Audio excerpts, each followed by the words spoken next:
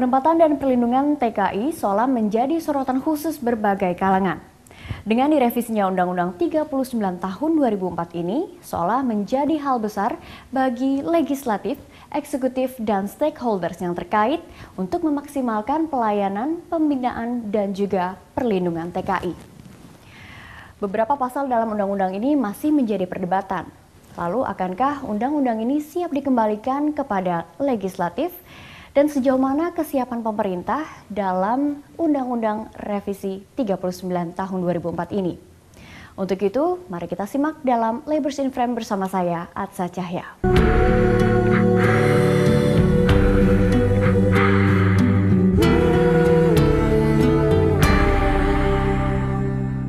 Hal krusial dan substantif dalam menghadapi permasalahan tenaga kerja Indonesia di luar negeri semakin mengerucut.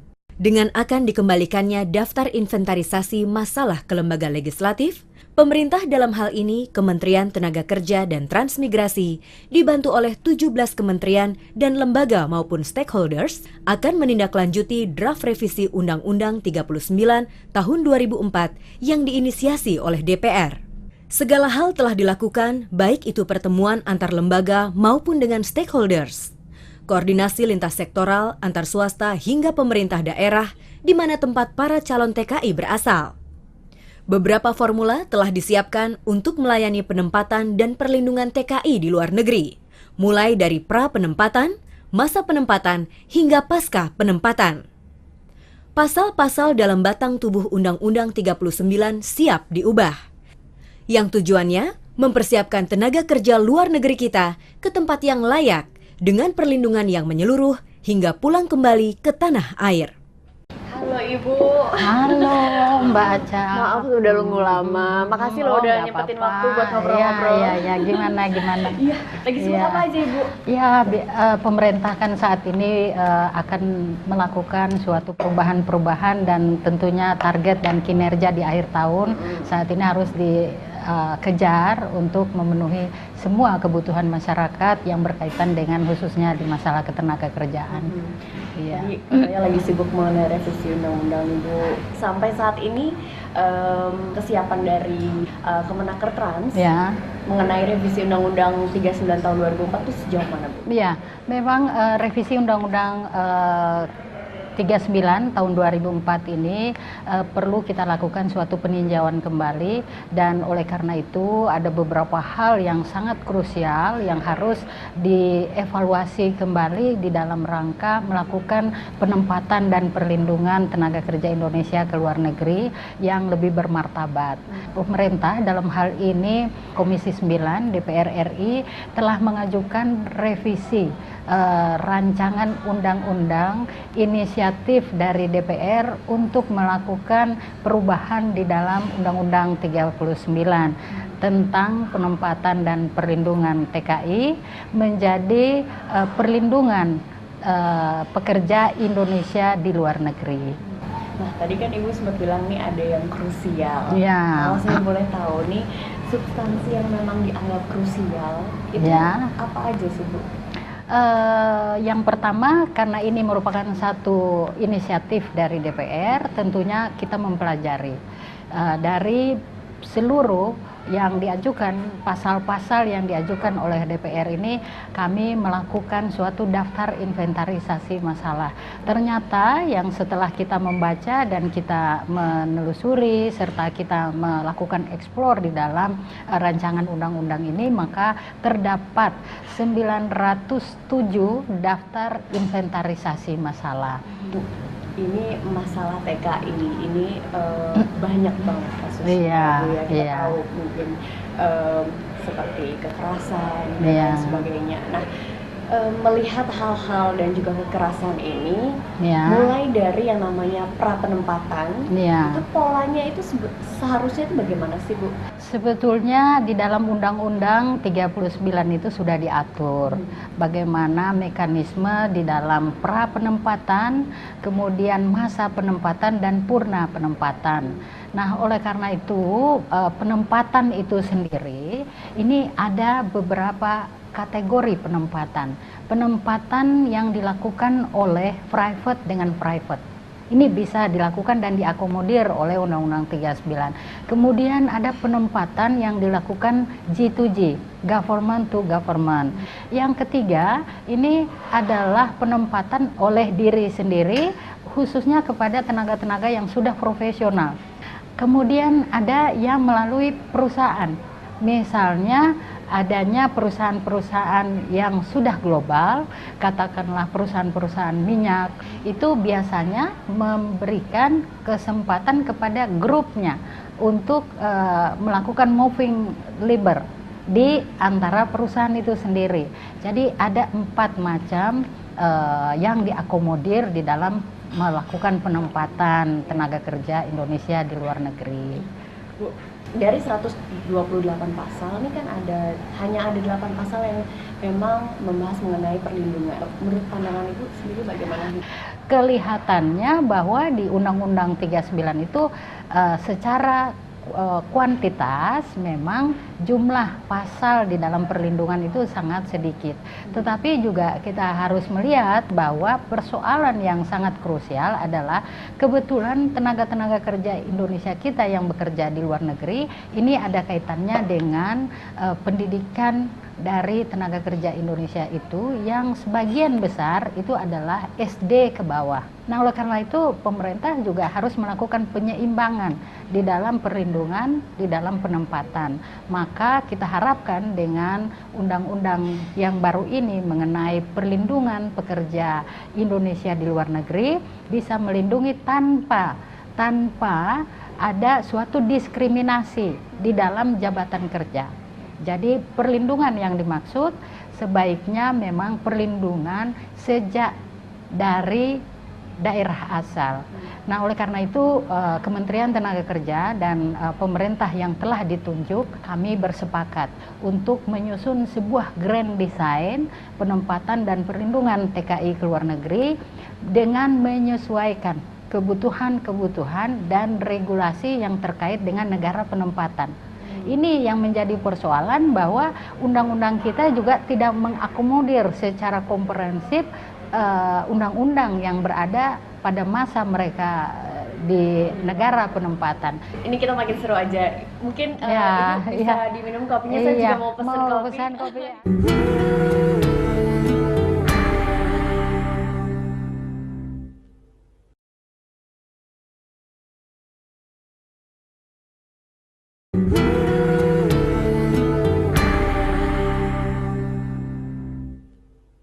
Ya sudah pesan kopi, kita lanjut ngobrol lagi ya Bu ya. Iya, Bu, tadi kan ini banyak pihak nih Bu yang turun andil mengenai tenaga kerja. Apakah akan ada yang namanya kesimpang siuran mengenai data-data para TKI, terus jadinya banyak pihak-pihak yang ingin menempatkan?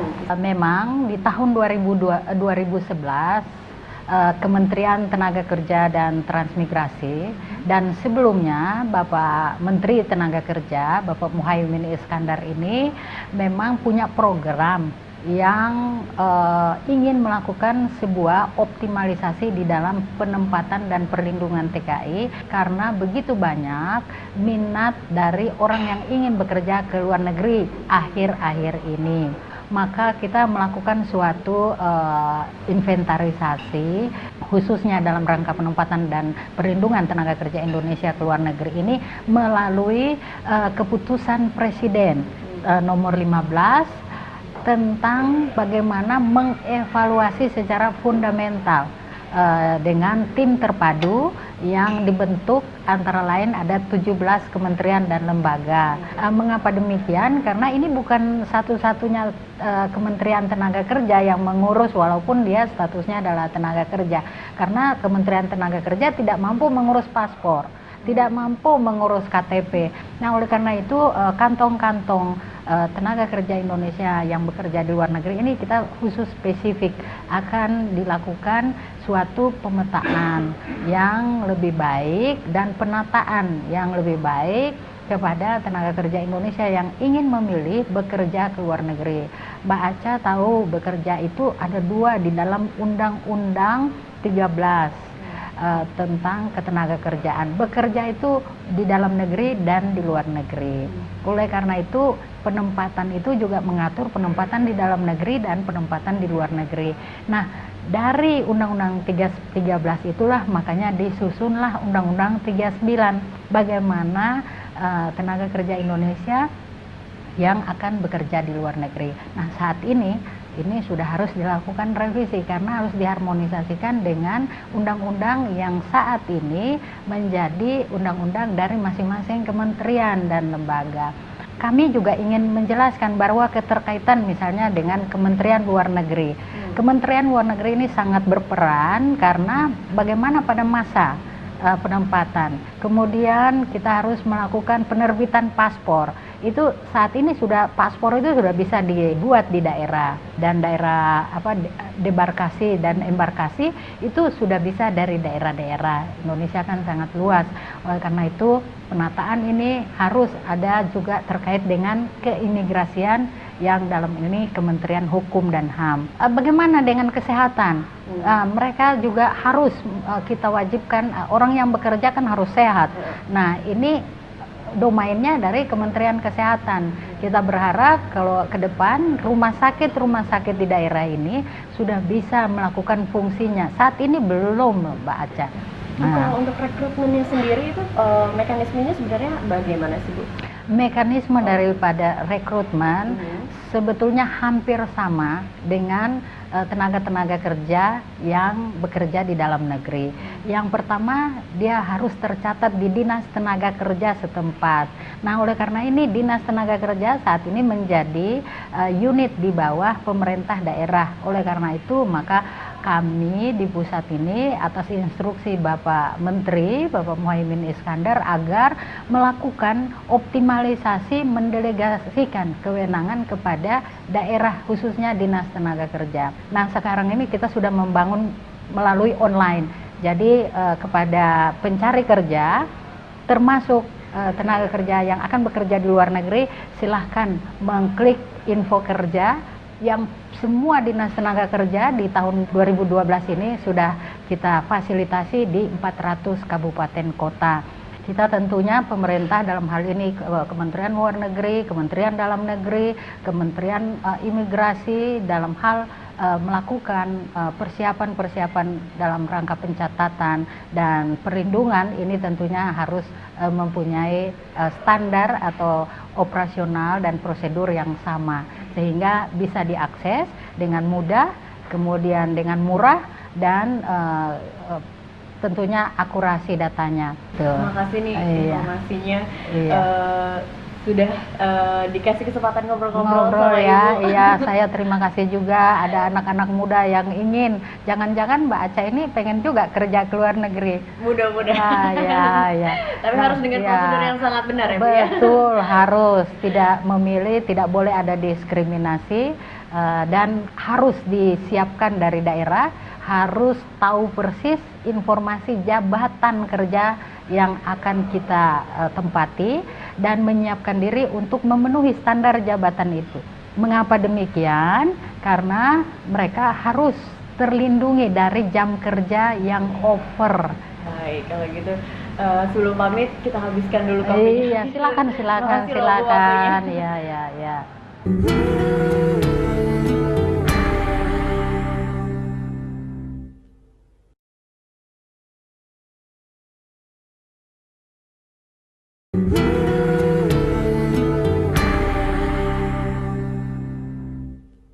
Apa kabar, Pak? Selamat siang. Selamat siang. Apa kita mau ngobrol-ngobrol nih? Apa kabar? Boleh. Pak, yang ingin saya tanyakan adalah mengenai inisiasi revisi Undang-Undang 39 tahun 2004. Apa yang dirasa sangat urgent sampai akhirnya legislatif harus merevisi undang-undang ini, Pak? Sebenarnya pengiriman TKI itu terjadi sejak tahun 1970-an ya. Sejak tahun 1970-an sampai tahun 2004 itu perlindungan mengenai tenaga kerja Indonesia itu hampir sama sekali nggak ada. Belum ada aturan yang memberikan perlindungan terhadap tenaga kerja Indonesia di luar negeri. Namun sejak dibuatnya undang-undang, disahkannya undang-undang mengenai penempatan dan perlindungan tenaga kerja Indonesia di luar negeri, ya Undang-Undang Nomor 39 tahun 2004, maka sejak itu ada perlindungan untuk TKI kita yang ada di luar negeri.